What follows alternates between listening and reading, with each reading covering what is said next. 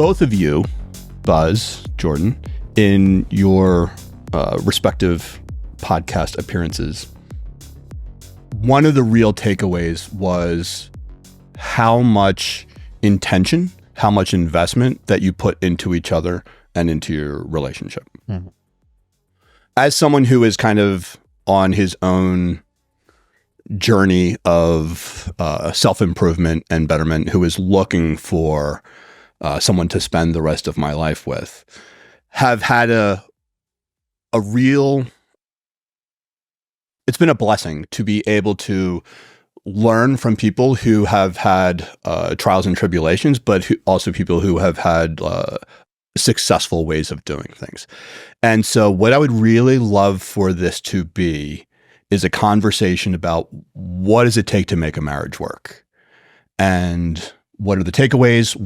And I know that you've both worked, done your own couples therapy together and in support of other couples. So I'd really like this to be a conversation about what works, what are some of the blind spots that couples get into in relationships, and kind of what it really takes from communication to kids, from sex to finance.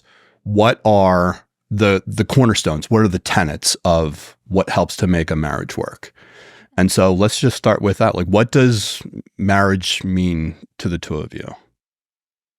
Well, I mean, there's a lot that goes into it, and by far we're not sitting here saying that we are the perfect couple or we've got all the answers or come to us and if you have any questions, we'll answer it perfectly and you'll have a happy life. Like, no, what our intentions are every single day is we just try our hardest to be there for each other and to support each other and just give each other 100% of what we are, instead of the 50-50 rule. It's 100, it's 100, so I think we're just very intentional about every action that we do that concerns each other, or even if it doesn't concern them, if I'm working overtime, it's going to affect her, you know what I mean? Not only is it me getting depleted, it's depleting her as well, because we're very connected, so we don't have all the answers, but we just try really hard. Well, yeah, and I think at the end of the day, it boils down to we took vows. I said I am your wife, through sickness and health, through richness, richer or poor, whatever it may be.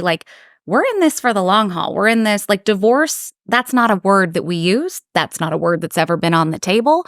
It's we're in this marriage together. We're a team. We are committed to each other. So what do we need to do to make that work and make it work to where we're both happy and excited to still be in this marriage every day? Mm-hmm. So I think that's a big part of it is it's us forever. So we're going to do this life forever. What do we need to do to make it work and work successfully? I think one, you brought that up in our conversation. It's not 50-50, it's 100-100. Because you, especially people, I'll use I statements, I would get into a relationship where I would do 90% and I'd be happy to get 10% back. Yeah. Right. And it's just, that's not how it works. And I think you brought this up. It's it's a relationship where I don't need anything, but I want to give them everything. Yeah. No, that's the best scenario is you give 100% of yourself, but you don't expect anything back. You know what I mean? You're doing it just because you want to do it. I love her so much. I'll just do it just because I love her, Right. If it's reciprocated, like she does do, even better, mm-hmm. Awesome. That's even more of a payment right there, So. But I think it does come really naturally for you. But I know I can speak for myself and maybe all of us. We've all been in a relationship where you feel like you're giving that 100 or you feel like you're giving your best and you're not even getting met halfway. Right. And that can be extremely taxing. It can be exhausting. And then it leads to resentment. You're like, what the hell? I love you and I'm doing all these things and I can't even get X. Right. And that's, can't you see how much I love you? Yeah, exactly. Or what is it in the breakup? I want you to want to get the lemons, And dude, if any of us have watched that, have been in that sort of relationship, that line by Jennifer Aniston hits your soul, because I'm pretty sure I've had that. I want you to want to get the lemons. I've had that in some sort of my reality. And so, no, yes, I think it comes more naturally for us because that's just how we are with each other. But, it doesn't always come easy. I mean, there's days where you're tired or you're not feeling like, man, I don't know if I can give 100, but you still want to because your relationship is your top priority. Right. I also think that, and you made a really good point about divorce is not something we don't use that word. Divorce is not. Yeah, not an Because option. I think some people will get into something, whether it's an entrepreneurial endeavor or, well, if this doesn't work, I'll go and do this. No, it has to be, there is no safety net. Yeah. Well, and now with social media and everybody thinks the grass is greener. Swipe left, swipe right, whichever one's the good one. But, it's made it to where, it's easy to stray. It's a easy. disposable culture that we're in right now, That's a great word for it. It's a disposable culture. And the old, the grass seems like it's always greener on the other side of the fence. No, the grass is greener where you fucking water it. You know what I mean? Like that's just right. That's just what happens, So with that in mind, like we are very intentional about watering the grass that we're in, you know what I mean? And building each other up.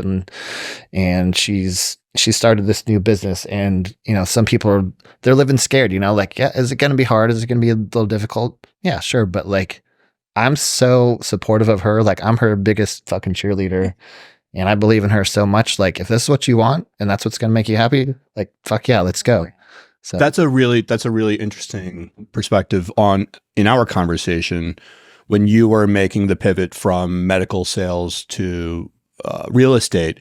You were like, I didn't tell my husband. We had this conversation. So getting back to communication, absolutely. How is that something that is part of your daily practice? Like how not just how important is communication, but how is communication made intentional in a healthy relationship? So we communicate a lot, which I didn't even tell you this. I was at the station the other day, and one of the guys who's like notoriously the single guy and just, whatever.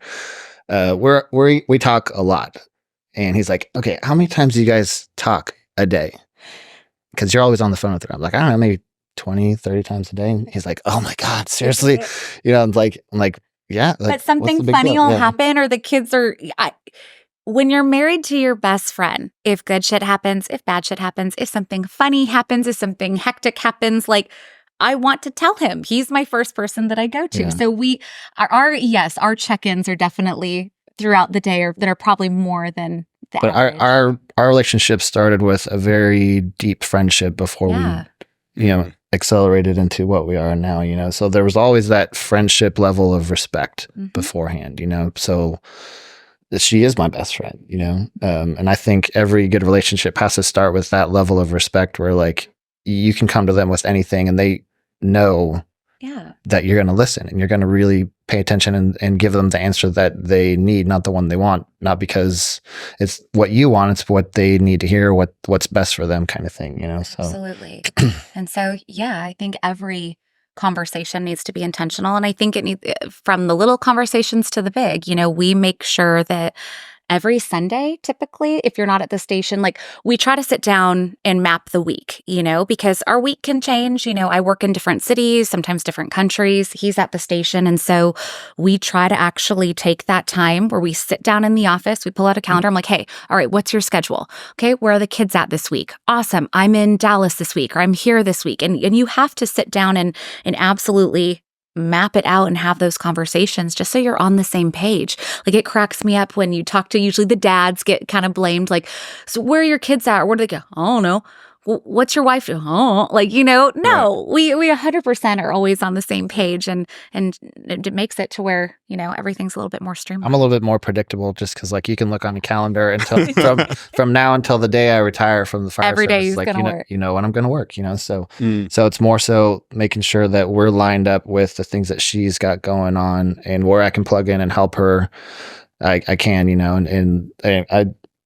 I'm her best unpaid employee that he's the best unpaid assistant that I have. But I love it because, like, I can see her growing in her business, and, like, I do all of her social media filming and all that kind of stuff. I put together videos and that kind of thing, so it's really fun to just kind of be a part of it and just, there's never a guess of like, hey, what did you do today? No, I was fucking there. I know what you did, so. Was in the beginning of the relationship, when it started off as that friendship, was that, and getting back to intentionality, was that intentionally a start small, build strong, like hardwood grows slow? Did you know that you were working towards this?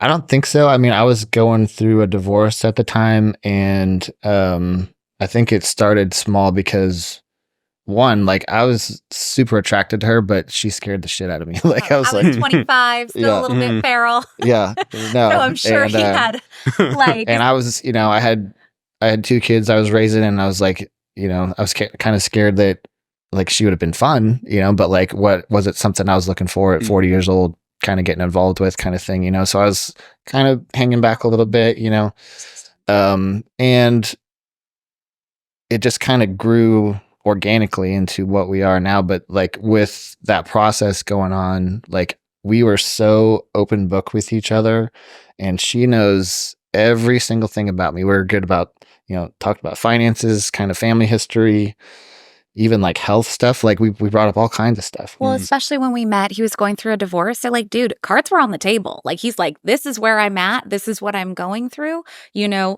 You can jump out right now if you want to. And I told him, I was like, no. Like, I remember he told me once, he actually wrote me a letter when it was, divorce is tough. But he just says, I hope you're there when the smoke clears. And I was like, I'm not going anywhere. Like, I'm in this with you. I've got you, But I think when you meet under those circumstances, everything was on the table. Like he said, finances, ex-wives, everything. There was no secrets, I feel like everybody, when they first start dating, anybody can be on a good behavior. Yeah, they have to pretend like they're some perfect person, and they're amazing. Everything's a nice, perfect package, and this is who I am. But turn the page a couple months later, like, oh, you've got like a gambling habit, or this, something like this. Like it's always something pops up. Like it was raw and it was real. And what do you mean you're a hitman? Yeah, exactly. Right. She'd probably be into that. Yeah, I'd be like, sweet. I'm a cleaner. Jason Statham. But no, so. You were 40, you were 25 when you first met. Did the age differential ever come into play?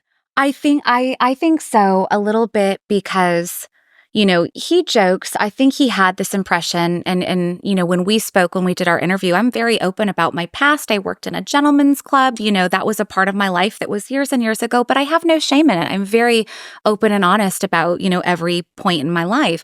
So, all of a sudden we met. I was in the fire academy, and you have this young girl. All the guys knew I worked at a gentleman's club. And so I'm sure what he thought, that perception of me, who I was, it wasn't until you sat down and talked to me, I mean, and that's the gist. But, you took things at face value. Oh, you've got this, crazy 25-year-old girl, I'm this 40-year-old mature man, and then it wasn't until he sat down. I'm like, dude, I'm a single mom. Like, I'm building my nest. I'm wanting to provide for my son. So what was maybe on the surface, or what people automatically assumed, and you've admitted that you assumed that as well, until he sat down. He was like, dude, this girl's got substance. Yeah. Like, there's more than what I'm seeing up here. But it's the same for me with you, because there was a point where we did start dating, and her mom and her were talking, and she, Jordyn was like, oh man, he said something so funny today. And her mom was like, he laughs, like what? Like you're definitely a little more reserved. I've got this. He has teeth. We call it resting dick face. Yeah. And it's just kind of like sometimes my face falls, and I'm very serious, and I can be kind of a serious person, from time to time. But when I kind of let that guard down, and she could see who I actually am, kind of thing, it was like. Totally. You also have like a skeletal structure that was made for like the centurion Rome. Yeah, right. Right. Like you and Jocko have that kind of like same. People don't typically built for war. Yeah. People don't typically just walk up and be like, tell me, hey, man. What's up? Yeah. No. But I mean, with an age that, we're almost 15 years apart. And I think the one thing now that I'm 35, and he's seen me over that almost 10-year period. It's kind of cool. He's watched me grow up in a sense of not where he's ever had to play dad, but he's seen me go from, when we first met, I was 19, and then we met again. We started dating at 25, and who you are at 25, who you are at 30, who you are at 35, you're kind of just maturing and becoming a better version of yourself and kind of figuring it out. And so I think that's something where the age gap came at play. Is he's told me, he's like, I love this version of you. Like, I love that I've seen you at every area, of your adult life. And like, we didn't have a conversation. I didn't even talk to her when she came by the firehouse the first time we met when she was 19, but I could see just how she was, interacting, and just kind of her mannerisms and that kind of thing. So I was kind of watching from afar, and I spoke to her brother more than I did, anything else. But I saw her at 19, and then 6 years later, I saw her at, 25. And then throughout our relationship, like the kind of running joke was, come on, 35, because apparently we magically grow up at 35. When you turn 35, boys do for sure. Yeah. Boys don't become men until 35. 100%. No, but just one of the things that really did attract me to her was that she was a single mom, you know, because that shows to me that like this version I had of her in my head of like, yeah, she's gorgeous and I know she's, you know, whatever. And all that, like she's grounded in this responsibility that I take so personal as being a parent, you know, and watching her parent her son and just kind of being introduced into her world and kind of how she is with her son. I'm like, wow, this chick is fucking awesome. You know, on top of everything else I already knew about her, like that was like the icing on the cake, you know? When she first came into the photo station, you got the photo with your son that you were 19. Yeah, I was 19. Gage was 3. And yeah, that's how long that was. Gage, that's our 18-year-old now, if I can. You mentioned about like laying all the cards on the table. Yeah. Right? I'm divorced, this is my finances, this is my health records, blah, blah, blah. Yeah. When I turned 40, that was kind of a turning point for me. And like, I really don't give a shit what other people think of me. Like because there's a certain vulnerability that has to be present to feel comfortable sharing that. Yeah.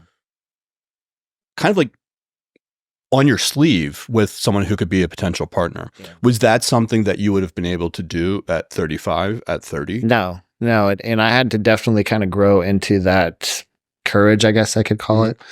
But even with that, like I wasn't quite 40 then, but I was pretty damn close. Even with that, like we had a conversation and I was just kind of laying it out on the table of like, I don't know how I'm going to move forward because with this, you know, everything I've got, kids and this and divorce and all this kind of stuff. And I was just kind of like feeling like I was kind of a bit of a loser at the time, you know, kind of thing. And we're just on our friendship path, you know, and she's just kind of sitting there listening to me and she's like, you know what, if somebody loves you, all that shit doesn't matter. They're just going to love you. And it just kind of like hit me like, holy shit. Like I never thought about that, you know? So the age difference, like, yeah, if you look at it numbers wise, we're a big gap, but like where we are mentally and kind of spiritually and every other area of our life, like it lined up so seamlessly. Like it's just, it's crazy, you know? So. Well, there was a 20-year difference between my parents. Yeah. Which is why my mom was kind of like, well, listen, I knew he had all the, like, I didn't have to worry that he was going out, like, yeah. I didn't have to worry that he wasn't coming home that night, right? Yeah. It's like there's a certain stability that comes, which is like I was dating a grown man, right. And as a girl that had a kid very young, had to provide for a child young, put on her big girl pants and be older than, you know, maybe what was on my birth certificate. It was refreshing being with somebody who was confident, yes, it was a rough time, but he was always set in who he was as an individual. And that was very appealing. Like I knew he was a good dad. I knew he had a really great career. Right. I knew he came from a good family. Like you said, he wasn't going to be out on 6th Street, that Peter Pan syndrome that all the Austin boys sometimes get. And it's like, no, I liked that. I've always gravitated towards, you know, being with someone a little bit older because I never felt like I was really my age, if that makes sense. Mm-hmm. No, and she even like when we initially started dating, like very, very early on, she even gave me an out. She's like, hey, like I'm digging you. Like I think I'm falling in love with you. If you need to go out and sow your wild oats. I think I said sow your wild oats. Your post-divorce. You've been married a while. If you need to go out and get a little crazy. If you need to go out and tell me now. I call it get your wiggles out. Yeah. She's like, please do. You know, like I want what's best for you kind of thing. And like I thought that was really cool that she gave me that respect of like, hey, like I understand, like I like you. This is going great. But if this is something, hamburger. Well, when you're ready for some steak, let me know, bro. Which obviously I was like, you're fucking nuts. There's nothing out there better than you. But what were you looking for at that time? At that point, I was in a total career shift. I was in a mindset shift where actually I wasn't quite looking for forever. Not because I wasn't thinking that. Like I was just so excited that finally I found a career that wasn't based off what I looked like, anything other than like I'm doing the work. And I thought that was really powerful. I mean, like how many chick firefighters are there? Like I thought that was so cool. So for me, it was like, man, I'm building that foundation to get a solid career to then be able to take care of my son. And so really kind of meeting him was like, I don't know, like icing on a cake, you know? And so I guess, I don't know what I was looking for. I knew that I wanted somebody that had the same goals, that was motivated, because obviously at that point, you know, I was pretty motivated to kind of get my shit together. And so no, it was kind of nice. He just kind of came out of nowhere. actually, which I hate it because I've got girlfriends that are single and they're like, oh, they always say we need a Bob. You know, I'm like, don't we all? We all need a Bob. But I feel like such a jerk when I'm like, you know, it always happens when you're not looking. Cause like, you know, I'd want to be like, right. Okay, lady. It's always the last place you look. Well, I'm not going to keep looking after I found it. Exactly. Like, yeah. right. But I feel like such a dick when I say that. Like, it happens when you're not looking. Cause all my single girlfriends are like, okay, yeah, thank you, happily married woman. Yeah, right. But I truly do think like when that's not your main focus, when maybe, you know, when you are focused on yourself and growth of any kind, we're we're letting out that energy that's that good, positive energy. And that's when I think people are naturally drawn to us. When we are focusing more on ourselves than another person, that kind of radiates. And then that brings other people to us. Like, man, that girl or that guy, they're doing something. I like it. And then I think more people kind of gravitate. Yeah. Hunting gets you nowhere. Attraction gets you everywhere. I love that. Yes. Yes. It's a really interesting thing.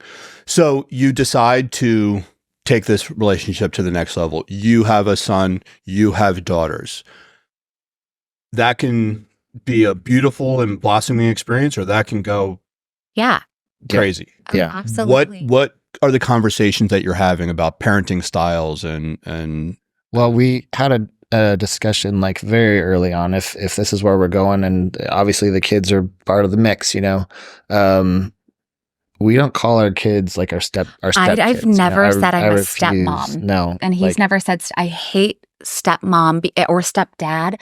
I feel like that term has such negative connotations. I mean, the minute I say, or these are lessens the role. It lessens the role. The minute you say, these are my stepkids, people are like, all right, so those ones don't really mean anything. Mm-hmm. Those are the real kids. Those are we don't use those terms. Those are my daughters. That's his son. I did the same thing with my family. My dad had 4 daughters from his previous marriage. His wife had died of cancer before he met my mother. But they're my sisters. Yeah. I do not refer to them as step. It's like, he's my dad, you're my sister. It's like, you're either you're in, you're not. Yeah. We're doing this or we're not. Like, exactly. And so that was one thing, is there was no making kids feel like ostracized. Like, no, we're a family unit. You're my girls. I love you. You're my son. I love you. And vice versa. Mm-hmm. Our daughters, our son, you know, our girls, it's so cute. Like Finney, our youngest, me and his ex-wife were at an event. We were at cheer practice, and Finn goes, "Moms, come on, moms." And it was the cutest thing. Like, she's got 2 moms. Yeah. They've got 2 dads. And you know, we've got a good relationship, you know, a co-parenting relationship with his ex. But yeah, we don't there's no separation. Yeah. Like, we're just a family, you know. I'm not going to, and then when women say bonus mom, you're not a bonus mom, you're a mom. Stop using that stupid term.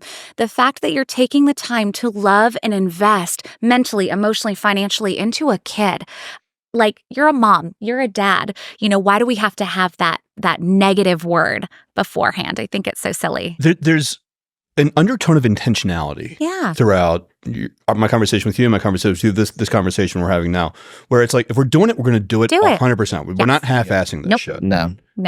We're not doing safety nets. We're not doing steps. We're not like, we're in it to win it. And if you want to have the greatest love story ever told, it's got to be with intention. Yeah, absolutely. And so many times we've seen, you know, we live in a reality where blended families, that's a thing. I mean, most marriages, unfortunately, do end in divorce. And so you end up in a situation where it is a blended family. And it breaks our heart because we'll talk to a couple, and if my son were to disrespect his dad, you know, and say something, I'm not going to be like protecting my son. No. You don't speak to my husband that way. You don't speak to your dad that way, and vice versa. And so when you see these people that are, you know, protecting their biological kid and not having the spouse's back or not having the other children's back, it becomes very, whose team are you on?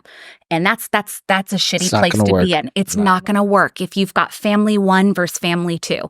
That's not it. We are together as a whole.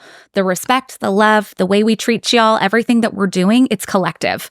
You know, there's no better, there's no worse. You guys are all our babies, and we're doing this as a unit. And that, I think, is what makes a blended family successful, because the minute you start getting into, these are my kids, these are his kids, that ain't gonna work. Yeah, you start having different teams, and then, you know, people are taking sides and that kind of thing. And then we were very early on, like, we are not doing that shit. Like, so that was that something that From day one, I mean, we had those conversations when I mean, Finney was a newborn and Phoenix was 3 and our girls now are 8 and 12. So, I mean, but I mean, yeah, it was a newborn baby and a 3-year-old and Gage was what, 8 or 9 at the time? He just turned 9. Yeah. And so it was, hey, we've got littles. Let's have this conversation now, because before we go any further, these are my thoughts. This is how I parent. I want to do this with you. And it just turned out that we were kind of on the same page. So you were intentional about being intentional. You have to be intentional, for sure. Nobody wants to play a guessing game on where they stand, let alone where their kiddos stand. I didn't want to come into this and wonder how he felt about my kid. Did he care that I was a single mom? Does he like my son? That's so stupid. No, I knew out the gates, hey, he's a part of me. I'm coming in this with you. And how do you want to do this? And it was like, no, that's your son. That's my son. Those are your daughters. Those are mine. And it was switching that narrative. Yeah. And I still have that conversation with our son to this day. Like, I'm your fucking dad. You know what I mean? And he doesn't have the best relationship with his biological father, and he's got some issues that he's working on and all that kind of stuff. He's out in California and we don't have a whole lot of connection with him. Not our son, my ex. Yeah, the ex. Right. And I've actually never even met the guy, but it's been a blessing for Gage and I, my son, because I don't have to contend with that relationship. You know what I mean? There is some healing that needs to happen because of that, but I'm the one that's there to heal that or bridge that gap or be the one that he can come to, kind of thing, so. And then on the opposite, knowing that his ex-wife is very involved. She's a great mom. She's happily married. He's a great dad as well. And so I'm not here to replace anybody. I'm just here to co-parent with you, ex-wife. And now there's 2 strong women that love these 2 strong, beautiful young girls. And we're all on the same team here. That's great. And that's how I think you have to approach it. And it took time to get to that. I mean, obviously we weren't all best, she and I weren't best buds right off the bat. But I think when you see like, hey, here's a person that just wants to love my kids, that respects my boundaries as mom, how could it not? How could you not love somebody that loves your kids that much? You know what I mean? Right. So, yeah. Right. And legitimately. Yeah. Not just for show or not just when you're out in public or. Well, what's funny is, especially with our youngest, is like, obviously she's influenced by 2 different mothers, but seeing some of her personality traits come from Jordyn, and like I'm just like sitting back watching this, some of the things she says, or whatever, some of the ways expressions, that kind of stuff. It's got to be a really interesting nature. It's really sure. It's really cool. Yeah, it's but man, but they're such good kids, and I'm just so proud of them, and just kind of I kind of term it like the way we do with like turning out fire cadets, like the product that we're putting out with our kids, and like the people they're turning into, like they're really fucking good kids, so we're, it might be a hard situation, blended families and all that kind of stuff, but like we're doing such a good job with them. Like it's really, I'm really proud of it. One of the other things that I really like that you guys are always like promoting on your social media is how you guys are still doing date nights. You guys are still traveling together. You guys are still supporting each other. A lot of one of the pieces of advice I've gotten from others in successful relationships, or trappings that people who have had their relationships kind of like go to shit, it was like, you need to be intentional about continuing to date and court your partner after marriage. Is that something that you guys discussed and framed and managed? That we always made just us spending time together a priority, and it never has to be anything super fancy. And I mean, shit, like one of the coolest things that we used to do, we had a couple different spots around town, and we would say, hey, let's go to our spot, and one of them was nothing fancy. It was actually the top of a fucking parking garage where you could see out all of Austin and all the lights. It was the top of a parking garage where we'd go, bring some snacks, sit on the bed of his truck, and it wasn't like a restaurant. It was like, you just go. Yeah, that's so cool. To the top of a parking structure, and we just sat in the bed of his truck and just looked at all the lights and just talked. Maybe play some music and just I think we we danced once. We did dance once. Yeah. And you were saying in our conversation, you guys, morning walks are a big part of morning walks are a big thing. So yeah, before the kiddos wake up, we take the dog for a walk, 45 minutes. It's early. It's usually about 5 a.m. So the world still feels asleep. And we just talk about. It's dark. There's no distractions, and it's just us. It's quiet. We can just talk, and just we don't have to yell over traffic or anything. It's just us. Yeah. Does that also come, well, we kind of touched on the goals earlier about you guys are like kind of like planning out your week. Yeah. And you made the comment about, well, you can look at my calendar and know exactly, Yeah. but was it always like that? Yeah. I mean, just the fire service in general, like In general. you always know when you're going to be working, you know, kind of thing.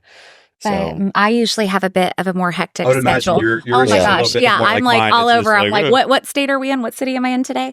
So no, you definitely have to factor that in. And for us, it makes people like, I get deer in headlights all the time when I talk to couples. Ditch your kids every now and then. They're like, what? Like kids. That's like, which I'm not saying, obviously kids are important, but the way the hierarchy of our marriage is God, each other, and then the children. Mhm. So yeah, my spouse is before my kids. It doesn't mean I don't love my kids any less. It just means that if we're solid, if we're on the same page at the top, if we're pouring into each other, if we're communicating, if we're doing everything that we need to do to be on the same page and be this team, that trickles down into us being badass 100%. parents. And so it's crazy to me when we coach couples or you know, I think I mentioned this when I was in my interview with you, you know, we'll ask them, when was the last time y'all went out on a date? And they're like, oh, well, we just did baseball practice or swim practice or this or that, or we took the kids. No. Like, forget them kids. When was the last time y'all went out, put on a cute outfit, and just went to a restaurant and grabbed dinner and drinks? Mhm. And they're like, fuck, I don't even remember. And you're like, okay, that's your first goal. That's the Yeah. first homework that we give them is ditch your kids and go get dinner, just the two of you guys. Cell phones away.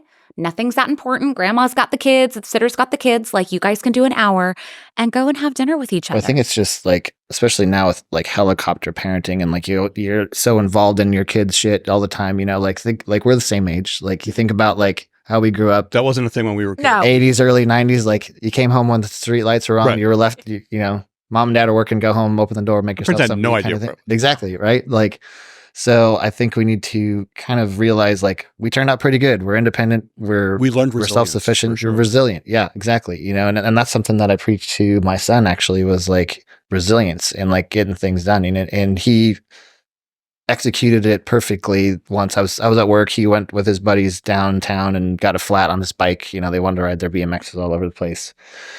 And he calls me like, hey, I got a flat, you know, I'll handle it, you know, and like an hour later comes back to the station. Hey, I went and bought a new tire and just all that. And I was like, dude, yeah, awesome. That's what you're Great, supposed yeah. to. That's what I'm raising Yeah, you to do is be Good. resilient. Yeah. Adversity, the mother, difficulty, the father Yeah. of resilience. No, but I think getting away from the helicopter parent mentality of like, you're not going to screw up your kids because you go on a date night. You know what I mean? Like get out. In fact, you're going to empower them Yeah. because you went on a Exactly. date Yeah. night. There, and it's like And we that. talk to our girls all the time. Like, I hope you meet a guy that treats you the same way I treat your mom. Like we're kind of like teaching them what's appropriate, what's Right. what's expected of a relationship. Well, and kind I of thing. think what happens when you get couples that are so hyper focused on the kids, that's how they connect. That's every outing that they do. The kids are it, that when it's just the two of them alone. I mean, we've had friends that their kids are going to college and they're a wreck. And I'm like, girl, go have fun. Do naked Sundays. I mean, your Mhm. kids are out of the house. You know, yes, you can mourn the fact that they're now grown-ups and doing and that's sad because you raised them from babykins and now they're off doing, you know, young adult things.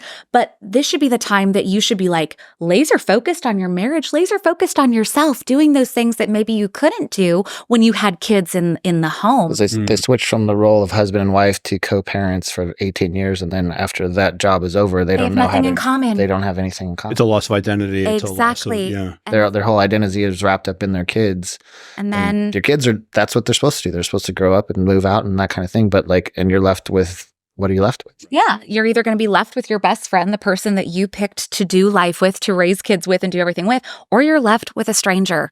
And unfortunately, we see a lot of people where they're like, there's a rift. And it's because they've never taken that time to really still invest with each other while, you know, maintaining family unit as well. You can do both.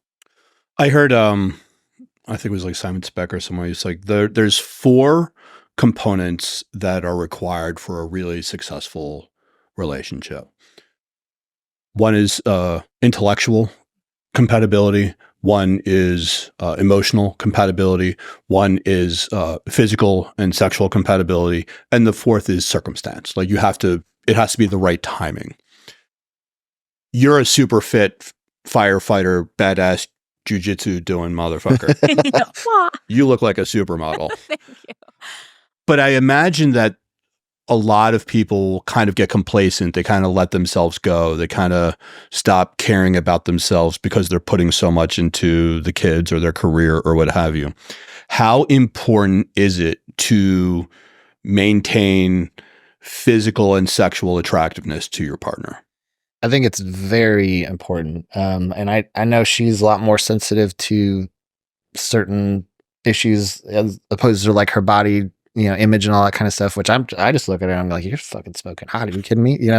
But like, there's times where I touch her stomach and she's like, no, like I'm a little bloated today, which I look at her, I'm like, get the fuck out of here, But she's still very concerned about me being attracted to her and the way I look at her and that kind of thing. But obviously if you look at my Instagram, which is like an outward showing of how I feel about her, like she could wake up, half dead in the morning and I look at her, I'm like, oh my God, you're so gorgeous. Want to do it? No. Yeah. No, but I think when he says for me, I still want to be attractive for my person, for the person that I picked, because in almost 10 years together, things change, but I still want him to be attractive. So I do ask, I'm like, gosh, do I look pretty or do I look okay in this? And I might sound silly that I'm wanting that validation because he's really good about giving it freely without me having to ask, how do I look?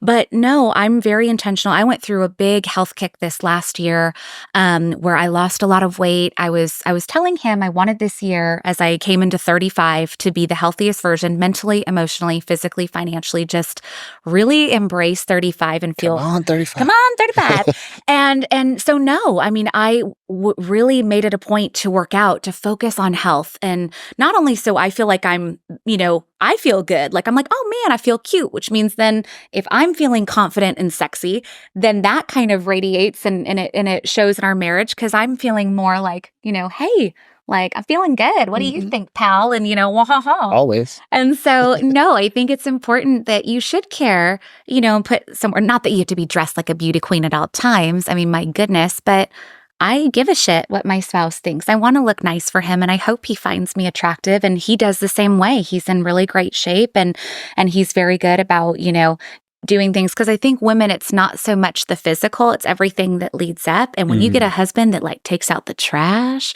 picks up the kids, ooh, like swippers the floor, like there goes he the moves shirt. the chair when he vacuums. Moves the chair, yeah. He moves Right. things off the counter when he, lock the door. No, but there is so many different things that I think you can do to make sure that you're, having that fun and engaging with your spouse, but also keeping yourself healthy so that attraction is still there. Was your profession requires it? Yeah. Was staying physically fit something that was part of your life, like growing up? It always had been, yes. I modeled when I was younger quite a bit. I did a lot of bikini and lingerie modeling. So career-wise, yes, I always had to relatively be in shape. And then when I was in medical sales, that's when you're in such a constant state of like fight or flight. I didn't know what city I was going to be in. I didn't know if I was sleeping over at this hospital here or there. And I gained quite a bit of weight. And it was humbling Her when stress level was so high. It was just like, oh my gosh. And as women, we hold on to that. Yeah. And Cortisol spiking. the cortisol was spiking. I was just not happy. And it wasn't anything other than I was just so dang stressed. And I got that picture of me from behind where you're not like trying to pose. You're not like that humbling picture of, I think my brother took it and he's like, look at you're fat, You always have to have a little brother that like, is like, is your face swollen? I'm like, thanks, Blake. So no, I got like that picture where I was like, and this is it. And I kicked it into gear. I mean, it was. Well, she was pissed at me. She's like, why didn't you Why'd tell me? Man, like what am I supposed to say? Like, I know. I mean, I got you a Christmas gift. It's a gym membership. Yeah, exactly. Right. I mean, Or a Peloton. but at the same time, like, I was still so attracted to her. Yes. Like, yeah, she was a little bigger, but like, I was still just like, so, it still made me feel so good. I've been so attracted to her, like our entire relationship that like, yeah, maybe she got a little bigger, but like I was still like super into her, you know what I mean? So, but I wanted for me to feel good and sexy and confident and be the wife that he deserves. Not that I'm saying I have to be a certain weight or a certain thing, but when I started to get in shape, when I started to work out, like he got the best version of me mentally, and that I feel like helped, a lot in our marriage, because when we're feeling good physically, when we're feeling our healthiest, when we're kind of like, man, I'm doing this thing, like that shows in the marriage and how we interact with each other. It's not, no, don't touch me, I'm not feeling good. One of the things I say to her all the time, like when you are focused and you're motivated, like that's the best version of you. Like you're in shape, you got goals, you're working towards them, that kind of thing. And it's like super like inspiring to see her go down that path, and I'm just watching. I'm like, fuck yeah, baby, go get it. You know what I mean? So, well, I mean, I'm the same way. Like my mental health is directly correlated to like my physical fitness. Like if my mental health is dropping, my workouts go to shit. But if I'm on top of my game physically, I'm usually on top of my game. Absolutely. Yeah. And I like that you can admit that, because as a woman, we want to feel good. We want to, and for me, how I feel when I look in the mirror, when I'm like, man, I'm feeling strong today, that automatically goes to how I'm feeling upstairs. Yeah. Like if you saw me, like the week that I like tried to kill myself, I was like the fattest and most depressed I've ever been in my life. No. And it's just because your whole body and everything that you're holding on to. And same with medical sales. I was so I was miserable. And even though I was good at putting on a smile and handling everything, nobody knew. Inside, I was like, this isn't me. This isn't who I am. This isn't who he freaking married. I need to change that shit. And that's on me to do it. Mm-hmm. And so, it kind of got me into gear. And now, I'm in probably the best shape that I've been in since my early 20s. Well, you both look awful, and I don't want to look at you anymore. Right. So. Do you want to go get lunch after this? Burgers. Yeah, I would love a burger. You both have mentioned faith in this conversation and respective ones one-on-one. Was that something you each brought? Like, did you already have a relationship? What was your relationship with faith, and what was yours, and like how did that get unified together? That was probably like one of the last things we talked about, because there was just so much other shit that was going on in our life. But after kind of everything settled down and we really kind of started gelling together with the kids and everything, we really started focusing on like, hey, we need to find a church. We need to talk about like how we line up in that area, which like, and everything else, like it's kind of just our thing. Like we're always on the same page. You know what I mean? But we definitely were brought up different faiths. Yeah. His family is Mormon. My family was Seventh-day Adventist. So, very strict kind of Christians. And so when we got together and we had that conversation, the thing that was nice is there was no pushiness. It was like, hey, this is how I feel. This is what I'm thinking. This is the church. Like we're non-denominational Christian. It was a conversation because nobody tried to push their background or their beliefs. It was like, hey, like this is what I loved about how I was brought up. But you know what? This really didn't serve me and I didn't like this. So this is why now I'm in, this middle ground. And same for you. There's so much positive about the way he was raised. He comes from an incredible family, but there were things from that particular faith that maybe didn't gel with what and so we find that common ground of what works spiritually for us as Christians. And nobody forced anything on each other. It was a conversation, but it had nothing to do with our faith because we obviously lined up on that particular point. But it was a conversation of respect and what's comfortable for her, what's comfortable for me, what her goals are, what mine are, kind of thing, and then us coming together and making it work, kind of thing, So, and the example we want to set for our kids, we try to be, I don't think that we're not walking up to people like, be healed, but, the older that we get, be gone, Satan. Be gone, Satan. Yeah, exactly. Like I'm not flinging holy water on people at happy hour, but the older that I've gotten and the older that we've gotten, and I think the stronger that we've become in our faith, we're definitely feel comfortable vocalizing it. We don't want to make anybody uncomfortable, but we have no problem talking about our faith, praying, being very open about, hey, this is the church that we go to, or a situation like when I was considering moving from medical sales to real estate. I absolutely said, I talked to my husband about it, but I prayed about it as well. Yeah. And that's something that I think, we're very proud of, is that we're a little bit more open about our faith in kind of a world where it can be, people get a little nervous to talk about it. And man, I think we're pretty proud of it,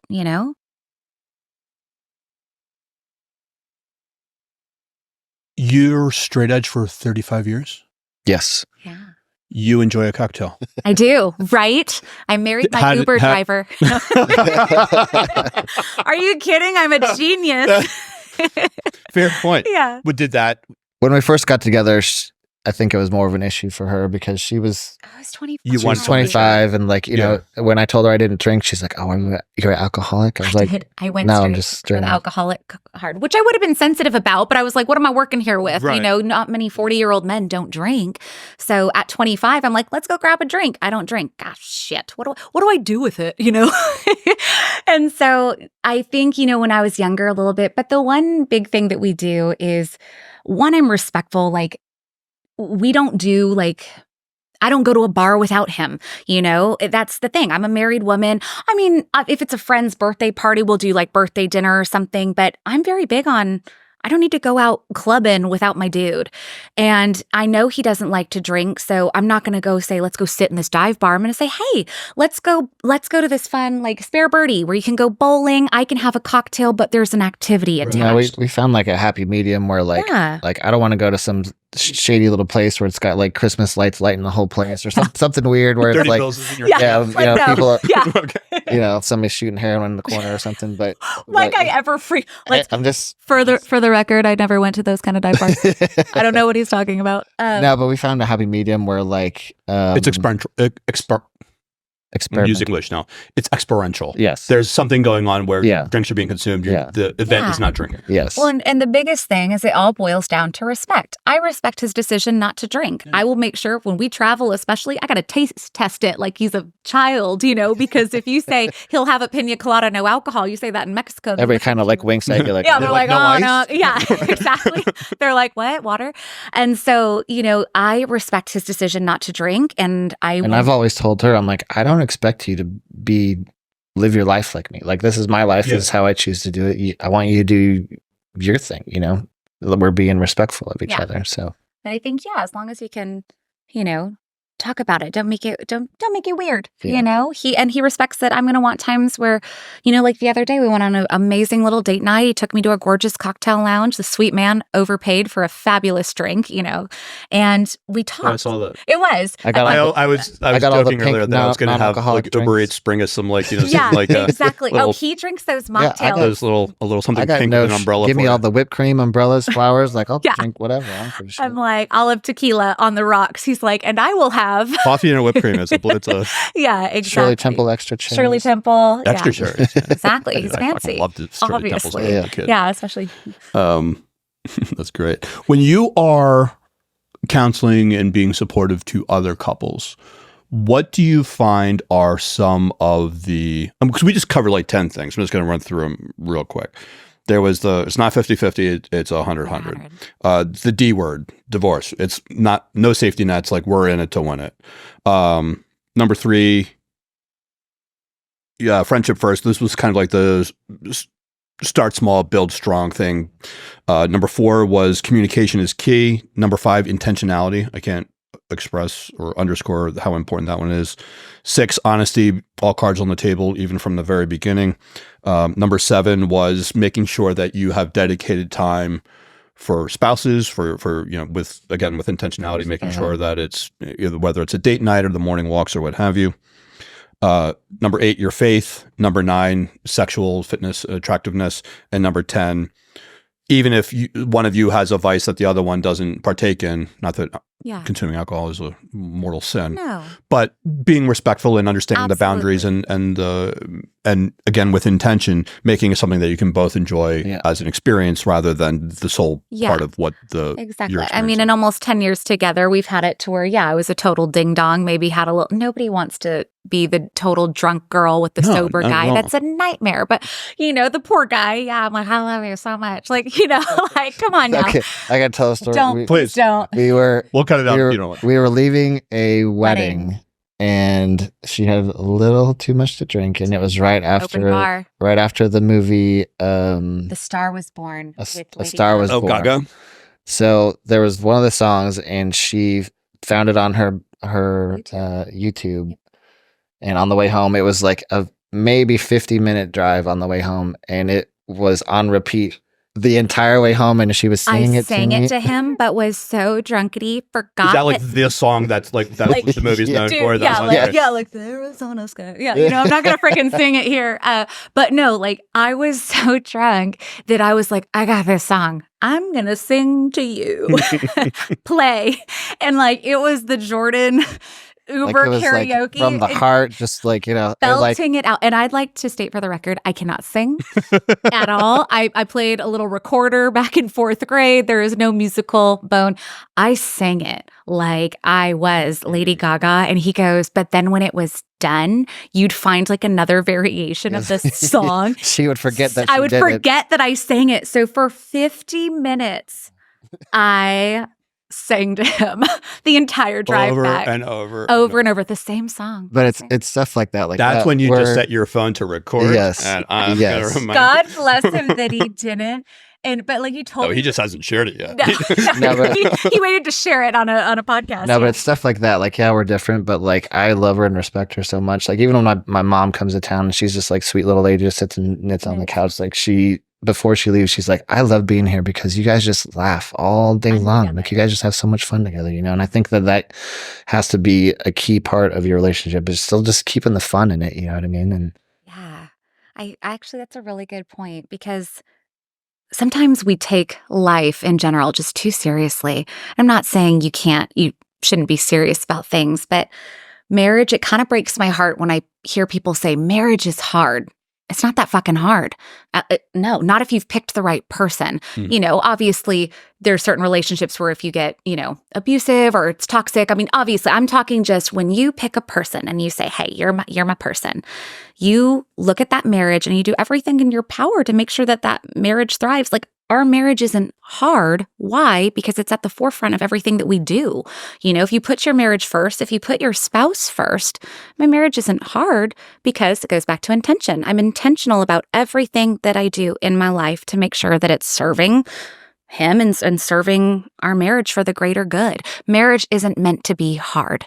It's really not. And it makes me sad because I think, like you said, everybody takes it so serious, or we get kiddo focused, or we get too work focused, that you lose the reason you fell in love. You picked that person for a reason, and you just kind of got to go back to that. And I think, last time I was here, I was talking about this, and she's always said, like, man, I wish she would have come into my life sooner, and we could have been together a lot longer and just kind of made my life better, And I just kind of like, we had to go through all the shit we went through because that's the lessons we had to learn, so we can come in now and look at each other and be very intentional, and like all of the things that we have in our past, we can bring to it as like, okay, we're not doing that. You know what I mean? We're very intentional about every single part of our relationship because of what we've been through, So it sucks that we did go through that. And I hate like thinking about situations that she was in, and I know she hates thinking about the things that I was in, but we had to suffer those lessons so we could come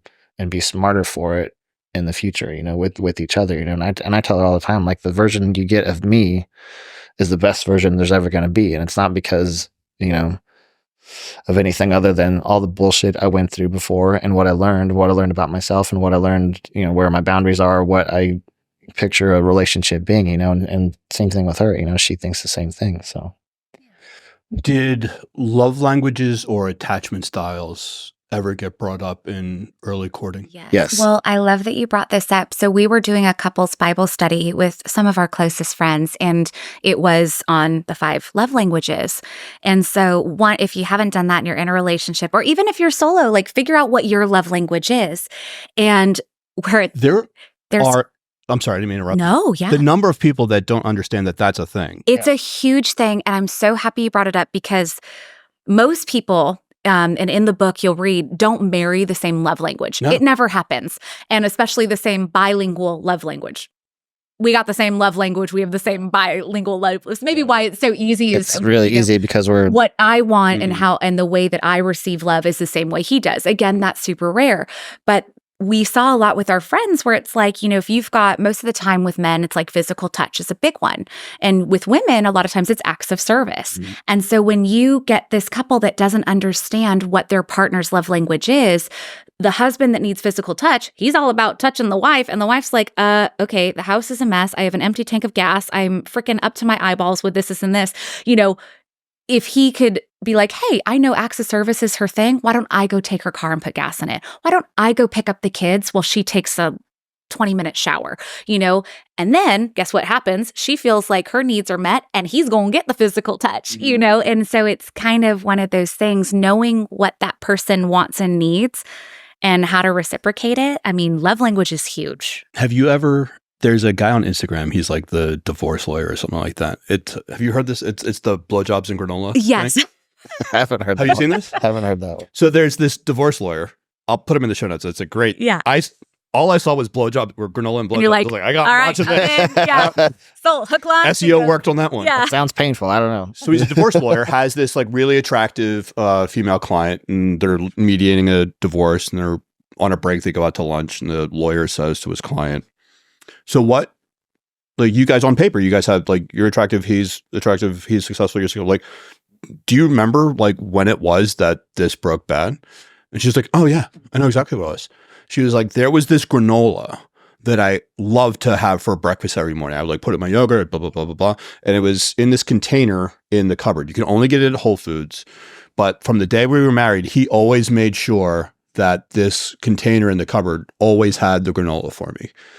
And I would, come down in the morning, and even if it was getting like half full, like the next day, like it would be full again." Yeah. And she's like, "So, a couple of years into the relationship, all of a sudden, like it starts getting like half full." And she's like, "Oh, well, he'll fill it tonight. Like he'll notice." And then the next day, like it's not full. So she like even like left it on the counter, and and eventually the granola went away. Yeah. And she was like, and that was when I realized that he didn't love me anymore. And he was like, "Well, what about you? Were there things that you would do for him?" And she was like, "Oh yeah, blowjobs. Like he enjoyed them. I love giving them. It only took me like a couple minutes. Like he'd get them a couple times a day." But she was like, "But as soon as the granola went out, the blowjob stopped." Yeah. Yeah. And it was like, and he was like, and that was the end of the relationship. Yeah. As soon as that granola stopped getting filled, she No stopped more giving blowjobs. blowjobs, and they both fucking fell in love with each other. Exactly. I was like, wow, Yeah. that really could have been a simple fix. Yeah. I was just going to Yeah. say, but it's so simple. If you look at it, what filled her cup was knowing that her husband was thoughtful enough to fill up the granola. Right. And what filled her cup made her feel good as a wife is she took care of him. She provided something that he likes and made her feel good too. And it was that back and Yeah. forth. And when one person stops, or you don't think to ask, because I'm sure love languages could probably change a little bit. But, if you're not consistently checking in with your partner, I ask him and he does the same thing. I go, "Hey, what do you need today? Like, is there anything I can do for you today that'll make your life easier?" And he'll be like, either, "Yeah, I'm good. Yeah, a blowjob." No, I'm kidding. I got granola. Yeah, exactly. He's like, "I refilled your granola." But no, it's definitely checking that. Like, hey, what can I do for you? And vice versa. Sometimes it's an act of service. Sometimes I'm like, I just need a hug. But it's really When it's knowing your person too, and Yeah. kind of like anticipating her needs, like even coming here today, like she was getting ready and being frantic and how's this outfit, and she just wanted to make sure she was doing a job here. And I just started making lunch. I was like, "Eat." And she's like, I'm like, "Oh, I'm not hungry. not hungry." I'm wearing, Then as soon as I made it, she's like, "Oh my God, I was so hungry." I was kind of hungry. Yeah. But just knowing your Anticipating person. the needs Yeah. of others Totally. would Yeah. be huge. Yeah. And not just in a relationship, even with your friends or people that are you're around, Just shows that you're paying attention. You know what I mean? Exactly. You're not People in your own appreciate space that. and just paying attention to your own shit. Nowadays, people are just in their lane. And so when somebody does something thoughtful or out of the realm of what is considered normal, you're like, man, that sticks with you. If they remembered, your kids' names, or they remember your birthday, or, something he remembers, or he'll be like, with my OCD, my car is very, very clean. I wash it every week. It's on Sunday. It's cleaned inside and out. Like, that's my thing. And he'll know if I'm like at an open house or if I'm busy, I'll come home and he's like, "I got you." And he'll take the car to the car wash and do it. And it's not like for brownie points. It's not because I'm frantic. It's just he knows that I appreciate that. And if I've been working all day on a Sunday, he's like, "I got you." Like, "I got you." And he'll just go do it. Yeah. And it makes me feel like, man, like, again, how thoughtful that he could be like, kicked up on the couch and, I want him to feel like he can relax too. But taking those 30 minutes to make my life easier makes me feel good. And then in return, when he comes home, I'm like, what can I do to serve him? And it just makes it to where there's this back and forth of pouring into each other. And it's not bullshit. It's not for, like It's I not said, a competition. it's not a competition. It's because you're excited to make your partner happy and you want to do it. You know what I mean? Just No, anticipating the needs of others, I think, is a huge, not just in interpersonal relationships, but friendships, life, love, work, everything. It just really can make things so much more effective. When you are kind of counseling other couples who are struggling in their marriage, is it usually one of these 10 that's I think communication is a huge one. Communication. And like, it's funny because like we'll talk to friends of ours that are older than us, but they'll still call us like mom and dad, kind of thing. like we're referred to as mom and dad kind of thing. But I think communication is a big thing. And I've actually married a couple of her friends that were getting married. They asked me to do their wedding kind of thing. And you facilitated their yes, I've officiated. He just keeps getting cooler. So he's like ordained. He's like, I'm like, man, I need more hobbies. So I officiated a couple. I just did her brother's wedding. I did one of her friend's wedding. I did a couple of my friends. And when I was doing her friends, they came to the firehouse. And I was just talking about just like, hey, how do you want this to go? What do you want me to say? Where do you want me to stand kind of thing? Just kind of laying out some logistics. And when they walked in, I could tell something was off. Like they were not communicating. They were kind of fighting a little bit.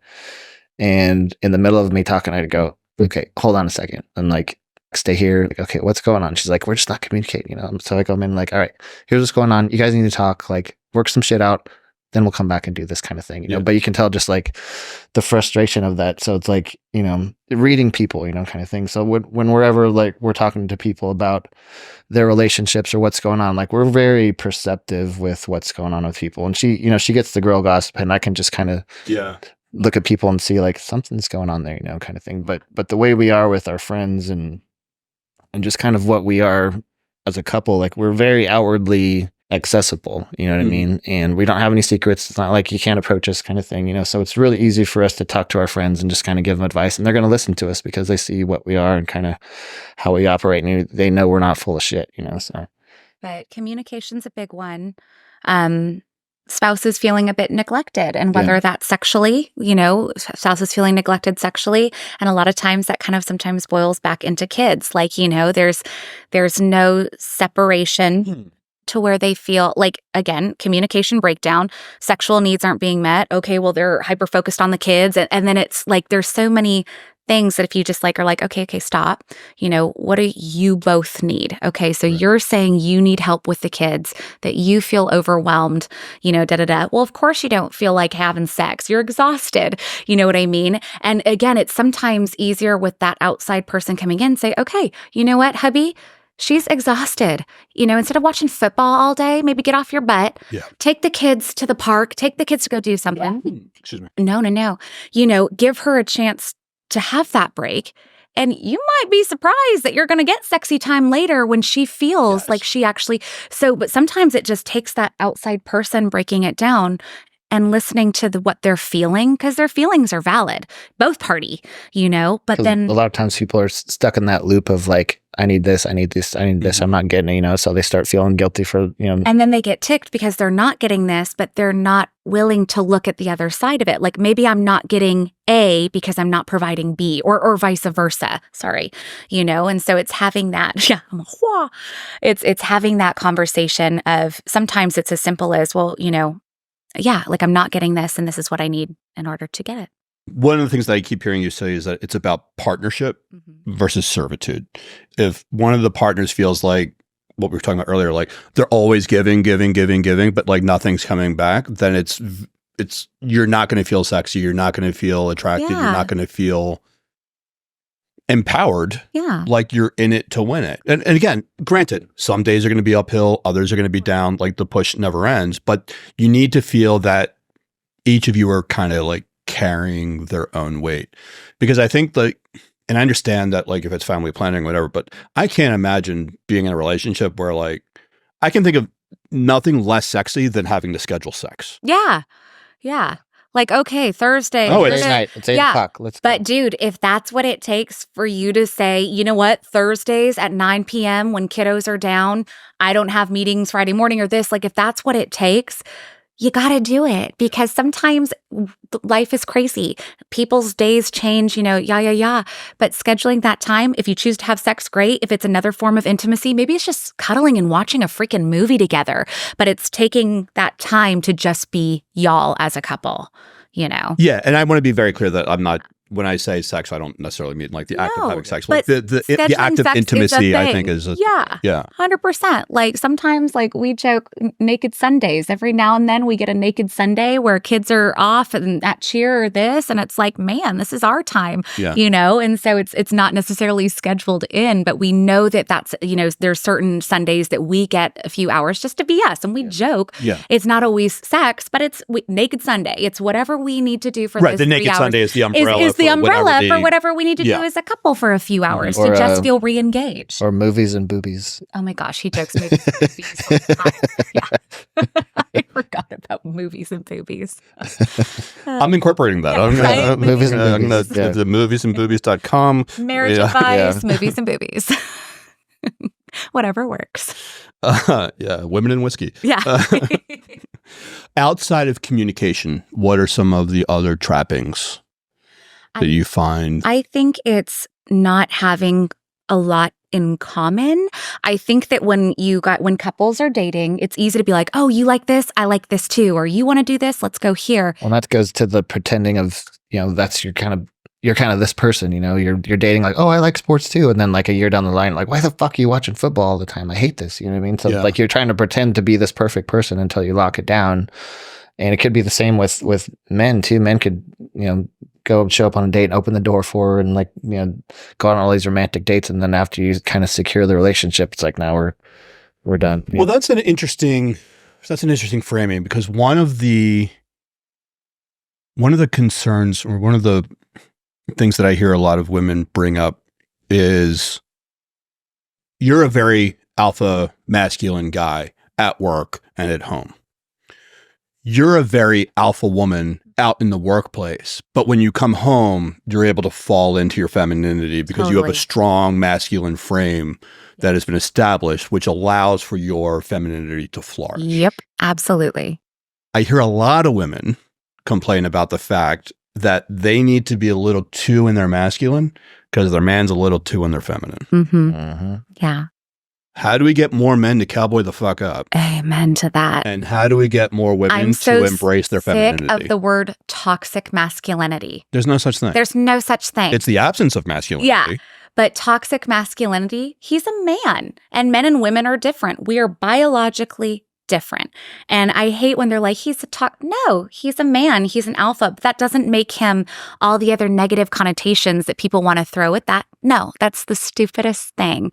He's a man and I respect that. And he has his role as a man and I have my role as a woman, which I think is just as awesome and just as powerful. 100%. So why are we not any less than what the role is that I am, which like, I think that's what the misconception is like, you're beneath us. Like, no, we're equal. And but being masculine and protective, that gives her the opportunity to take a fucking breath and sit back and go, oh, thank God I can just relax a little bit. You know what I mean? But I feel bad because men are scared to be men. And I kind of blame us females because you get females being like, you're too alpha, you're too this, you're too, women can do it too. Well, no shit. We can open our own. Mansplaining to me. Yeah, but no, it's like, yes, can I open my own door? Am I capable of it? Absolutely. Am I going to let my man go or have a man open a door for me? Do I feel like my femininity is at stake? Absolutely not. He's being a gentleman.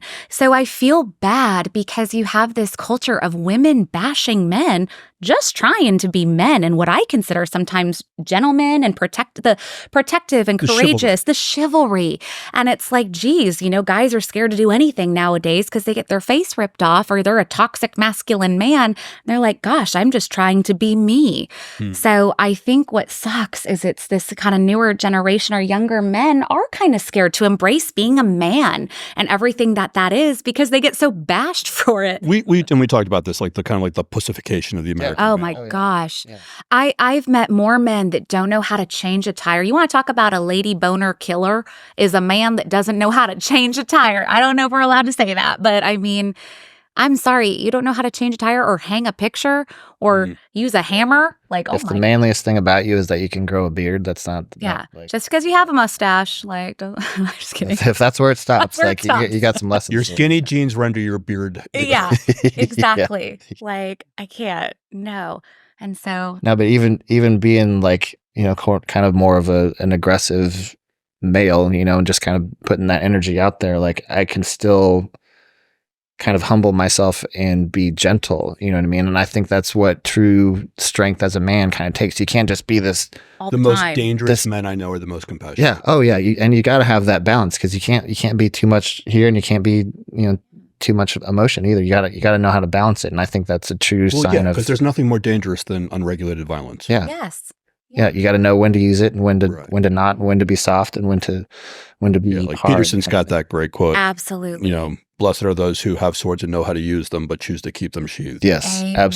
absolutely. And that's what this world needs right now, because it's such a pussified world that we're getting taken advantage of in so many different areas, and everybody's wondering, oh, what's happening? It's because Not just that, but like we couldn't even have a draft right now because like Oh some my of these many gosh. people No. like, No, no, we'd be so screwed. no, No. And so, yeah, I agree. And it comes from, I think, the women as well. We need to be supportive of men that are men. Let men be men. You know what I mean? and be cheerleaders And for be it. And cheerleaders. support. I am so proud that I'm married to an alpha man that is a strong man, that is courageous, that, if need be, can protect me at all costs, but also is such a man that he knows how to be soft. He knows how to treat me. He treats our girls, my friends, like it's not, like you said, beat on your chest and that's where you guys operate all the time.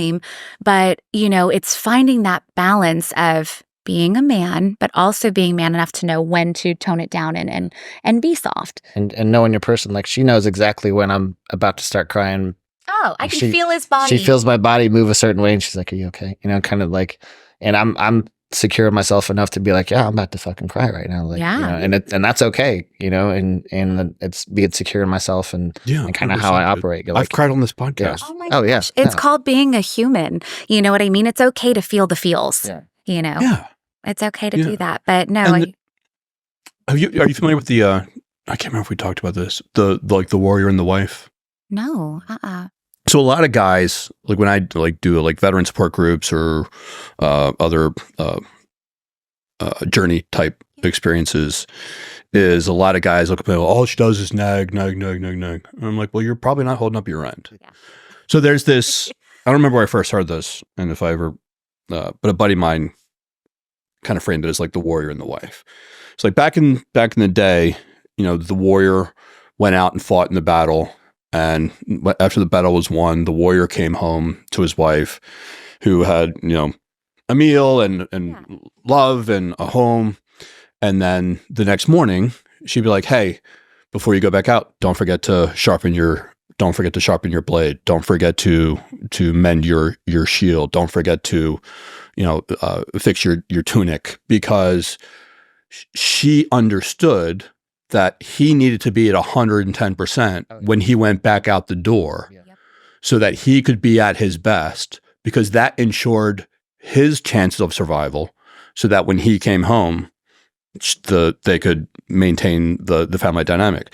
Because if he was just lazy and didn't think about those things and went out and reduced his survivability, what that meant for her from a socio-biological evolutionary standpoint was abduction, pillage, rape, slavery, right? Not just for her, but for her children. And so that framing that you need to have that strong masculine capability, but you also need that feminine touch that can kind of like make sure that you have all your shit together, so that when you go back out, your survivability is increased so that you can come back home to her. Should not be seen as her nagging. It should be seen as shining a bright light on your dark corners of bullshit, thinking that you know what you're doing when you're completely blind because your mind's on the war. Your mind's not on the gear. And so you need that duality. But if you want her to stop nagging, clean up your own fucking shit. Yeah, good luck and figure it out. Well, and even having that dynamic at home where he should feel supported and nurtured and that kind of thing. Like, I can go to work, especially with what I do in the fire service. Like if something's going wrong at home, my mind is not completely in what I'm doing right there. It's back at home. Like, okay, what did I screw up? Why is she mad with this? Just like I'm not there in that moment. Yeah. And especially in a lot of situations, I fucking need to be, you know what I mean? 100%. So we're really good, especially like on the days that I got to go to work. Like she'll make me lunch, put a note in my lunch. I'm eating lunch. I'm like, oh shit, like things are awesome. Like this girl is great, and well, that way when he's at a job, which let's be real, not to be overly dramatic, being anything, firefighter, veteran, police officer, those are jobs where he might not come home. He was stabbed last year on shift. So he works a job to where he needs to be 100% tuned in because shit could happen at any point. And so my job at home is to make sure that everything is safe here so that when he goes out and does his job for 24 hours, he knows home's good. Yeah. Home's good. Kids are good. Wife is good. That's safe. I can go do my job, provide, do what I need to do, and then come home to that. And so it absolutely goes back to that. And, being with an alpha doesn't affect me being an alpha female. It almost empowers me more. I love that I'm married to such a strong alpha man because I can then come in as like a top alpha female and feel like, man, like this is my partner. This is who I can rely on. We're not competing with each other either, but no. It's a rising tide. It's a rising, yeah. And I'm the first one to like watch her kind of get into her boss mode and be like, fuck yeah, baby. Like, yeah, let's go. That's my woman. That's or he'll see me in a meeting or he'll see me do something or in an interview and he's like, you killed it. Like you were in your boss mode. And then I have no problem stepping back, because again, I'm very open with it. I know I'm a strong woman, but I have no problem dialing back. He's the head of household. He's the man. It doesn't make me any less. It doesn't mean I'm not worthy. It's just that's the hierarchy we believe in. He's our head of household. And that doesn't take away from me and my femininity.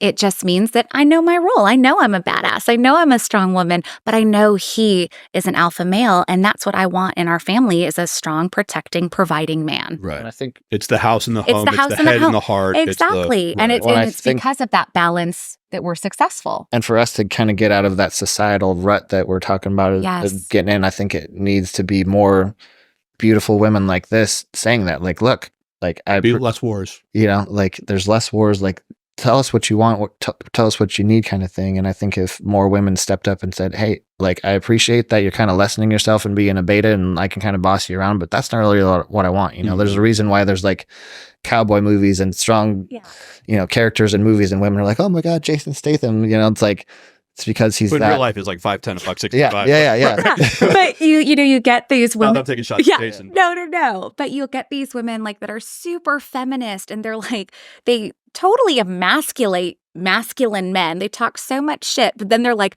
I want a man who will take care of me. I want a man who will provide. I'm like, well, girl, you ain't going to find a man like that because you completely kick them in the nuts every time they come around and they shrink. And ironically, that's a turnoff for you. So it's funny how you'll get this one side that'll, it doesn't quite match up with what they want, and that's kind of hard too. I know that you guys have a great relationship, but I also know that it's not always rainbows and fireworks. So when conflict does arise, what are some of the ways that you bring that to the forefront and kind of move past it? Well, they're very few and far between. But again, with the way our relationship started and the level of respect we had for each other, we kind of bring that into any disagreements that we have. Like, hey, here's what I'm seeing. Like, this is very much what I'm concerned with kind of thing. And there's never any yelling. There's never any... This is no bullshit. In 9 years, he has never yelled at me, ever. And I mean, he talks super quiet. I'm sure people on the podcast can't tell because we're up to a microphone. I can't hear the guy half the time anyways. But no, he's never raised his voice. We've never name called.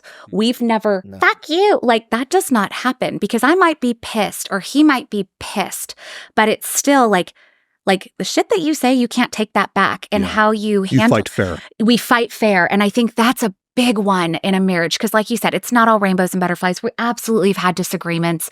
But again, we can be ticked. But the tone and the way that we talk to each other is still respectful, even if that means removing ourselves from the situation, because I got a mouth on me. I know I do.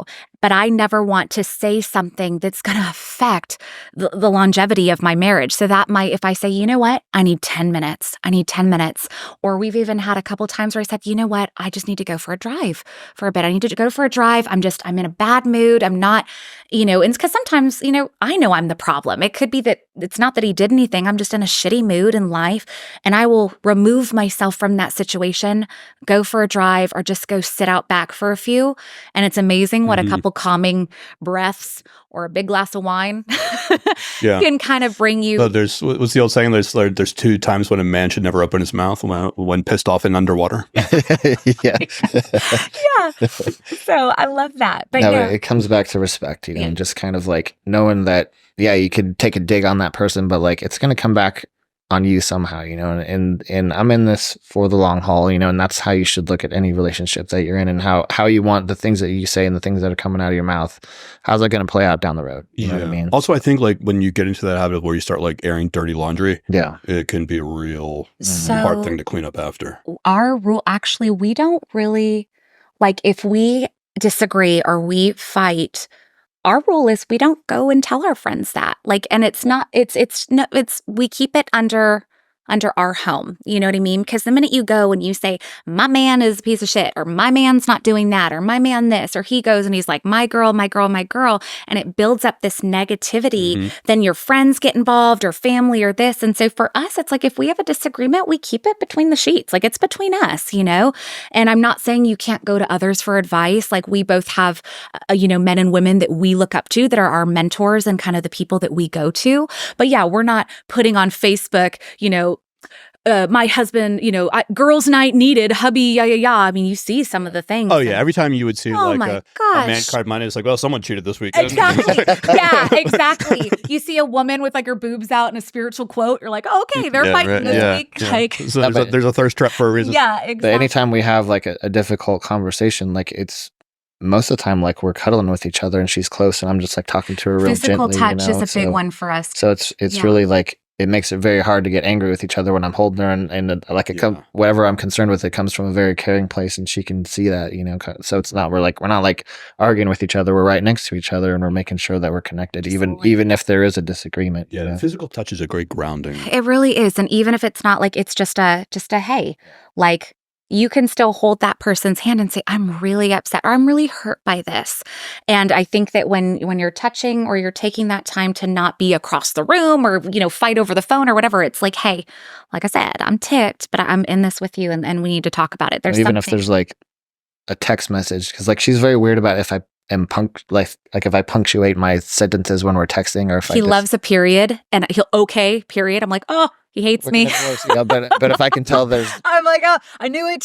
He only wrote K. He wrote K. If there's K, my amazing, wonderful wife. What? There's no emoji. So, if there's something said by text by either of us that's like can be kind of misinterpreted as like, oh, she's mad at me or this or that, I'll like immediately call her, hey, what's going on? Like, that's not how I meant it. I'm sorry if that's how it came out or how you read it, but like, this is what I actually meant. So, okay. So I did see online this one couple, this made me giggle. Every time that they were ticked, they had to put on a birthday hat, like a kid's birthday hat.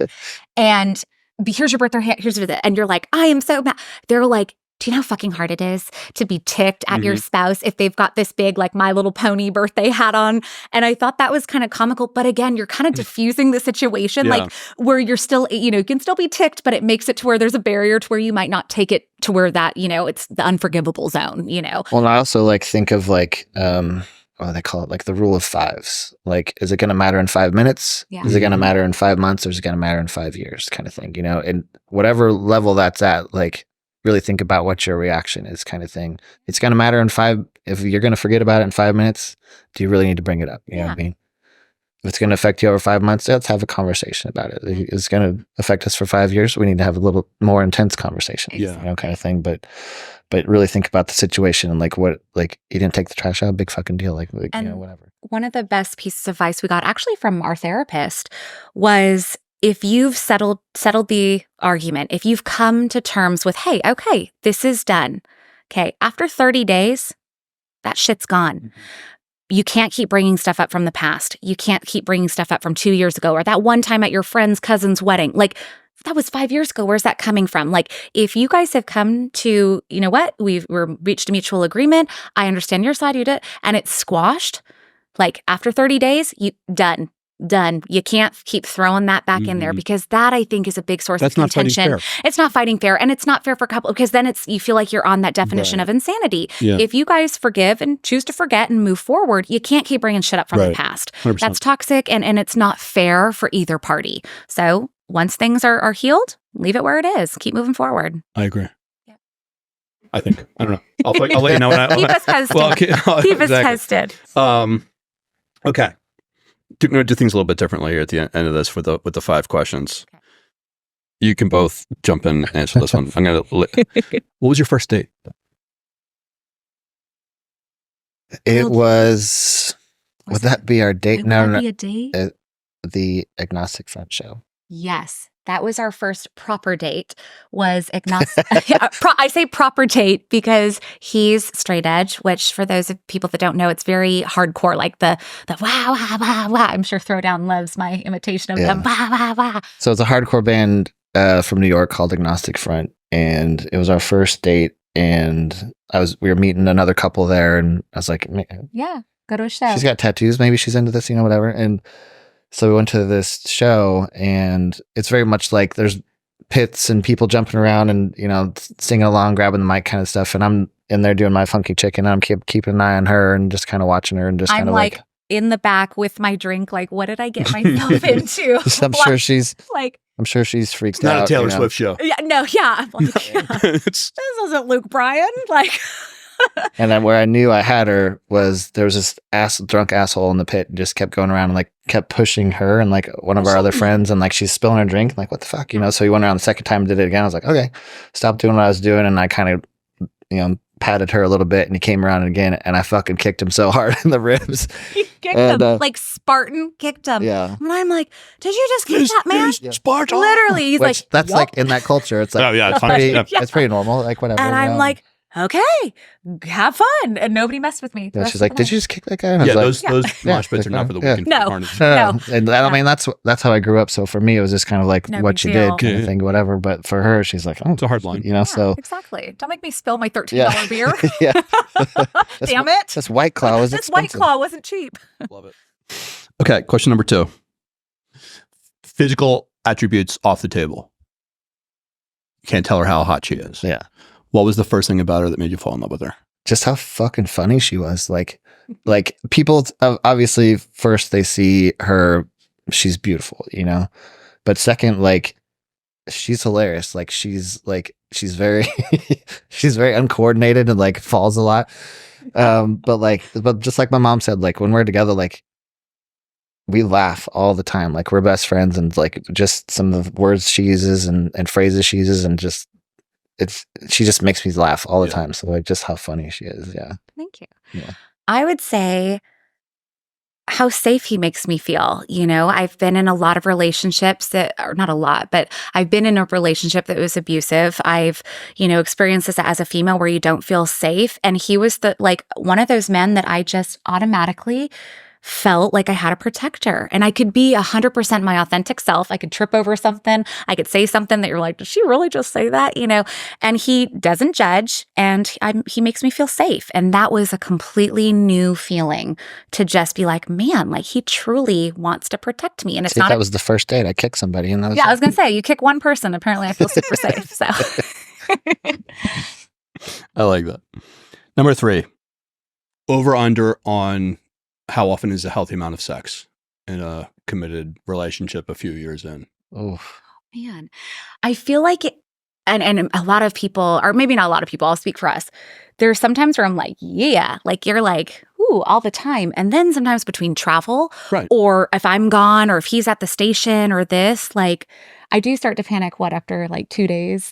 Yeah, if we go 3 days, I'm like, oh my God. Okay, because the other way I would frame that question is like, how long is too long to go without? Yeah, she starts getting stressed after like 2 days. Like, hey, are we okay? Are you gonna divorce me, kind of thing? Yeah. No, we don't use the D word. But yeah, but I start to notice, and I'm like, hey, hold on. I miss this. I miss us. So what do we got to do to like maybe, you know, make a little us time? Yeah. But I mean, and again, like there's going to be travel, there's going to be work. There's totally. gonna be, It's life. Like, I mean, hey, I just got stabbed. I can't really get down to the hospital we bed. have full-time Like, jobs. So, you know, it's not like we're rabbits or anything, but I think that sex it should be important. And, you know, the one thing that I've worked with women on and myself too, the older us women get, the more tired. And that's where like I had to go check my hormone levels. And there's things that I had to do to get to a level to where I'm like, oh, my energy's back. I'm feeling more, you know, va-va-voom, but that it took me taking those steps of, hey, like, I need to do this to make sure our sex life stays as strong as it is. And I have no shame talking about our sex life's good, but also like our intimacy connection, like it's always in the front of our conversations, you know, and we're always touching each other. She's always like, you know, the non-sexual intimacy, the way we talk to each other and that kind of thing, you know, it's always kind of just part of our normal language with each other. But I think for couples, the best piece of advice we can give it as marriage is, everybody has jobs, everybody has a life. We're not expecting, you know, like we're, you know, 20 years old. But for me as a woman, it was like going and getting my hormones checked, figuring out like, dude, I'm not feeling as frisky as I usually do. What's up? And being okay, saying, hey, it's not you. What's going on with me? And then I did some self-discovery. I'm like, oh, okay. And now he's reaping the benefits of me having that talk of, hey, I'm not feeling right, and then going and figuring things out, you know? Love it. Yeah. What is the sexiest non-sexual thing she does? Oh my God. Well, that's a really hard question because like I kind of turn everything she does into something sexual. Like, no, but you know what I mean? Like, you like we were saying, like if I forget my lunch, like she's going to go out of her way to like bring me. I mean, like it doesn't have to. It doesn't have to, not that it needs to be like an act of service, but it's like, and I love the way women love the way guys drive, for example. Honestly, when like, backwards hat, when I call it hot dad mode activated. If I put my hat on backwards, he puts his hat on backwards. She like actually even stops what she's doing. I'm like, oh, hold on a second. Okay. Hold on a second. Yeah. So sexiest non-sexual thing, you flip that hat around and I'll put an extra cherry on top if it's after a workout and he's got his shirt off too and his forearms are looking all buff. I'm like, hey, let's go. we'll figure out cardio at home. Yeah, we'll get cardio at home, baby. No, actually, when she is in like hardcore mom mode and like I'll just like kind of sit back and spy on her, especially with our youngest daughter. They're super close, and I'll just sit back and like sometimes I'll even film it, like they're doing dishes together or something. And like after that, I'm like, you better come in the fucking bathroom with me right now. I got something to discuss with you, you know? So I would say her in mom mode is like definitely a turn on for me. So. Yeah. Love it. Was that 3 or 4? So that was 4. It was 4, right? All right. So we'll get out of here on this one. I'll turn it back on you. What is something that should be discussed that I haven't brought up? Like for people that are in a marriage or that are contemplating getting married. I mean, like what's the one piece of advice you would give to someone who just got engaged and is about to get married? Okay. The one thing that I always write, because usually the bride's like, you know, you give your piece of advice. And the one thing that I always say is put your marriage first. Yeah. When you choose to join that person, it's not what your fucking parents have to say. It's not what society has to say. It's not what put your marriage first. Like, and it sounds so simple, but it's kind of crazy how easy it is to where that's not. Yeah. So you're always looking for the approval of your parents or your sisters or this or your friends. Or my friends like her. Is she cool? Like, no, is she cool for you? Because like, that's who you're marrying. That's who you're going to be. You're not going to be living with your parents all the time. You're not going to be living with, you know, your friends. Like this is your life. This is your path. This is your person. So like, make sure that that's what your focus is. Like all this other noise, like it's fucking noise. You know what I mean? And we've had our share of noise from the outside. I'm sure everybody has, but like we have always been very much like we're together, you know, kind of thing. And I, you know, just to kind of add on to what her answer was, mine's very similar. You know, it's not about you, it's about us. You know what I mean? Lower the expectations of she's got to do this for me. You know, I expect all these things. You know, it's like no, it's about what you can do for her and what you can do for both of you together kind of thing, you know? And then if you pick a partner, hopefully he feels the same way. And again, you know, it all goes back to just putting each other first. It's the simplest piece of advice, but I promise It's it so works. simple, it's stupid. Yeah. Yeah. What's the KISS method? Keep it simple, simple, stupid. stupid. Yeah. Boom. Yeah. This is great. I'm going to put everything we talked about in the show notes. I'll put your respective social medias in there. Thank you. Thank you both so much. High This five. is great. All right. Yay! Yeah. All right. Oh, wait, I think we need to do. All right. Oh.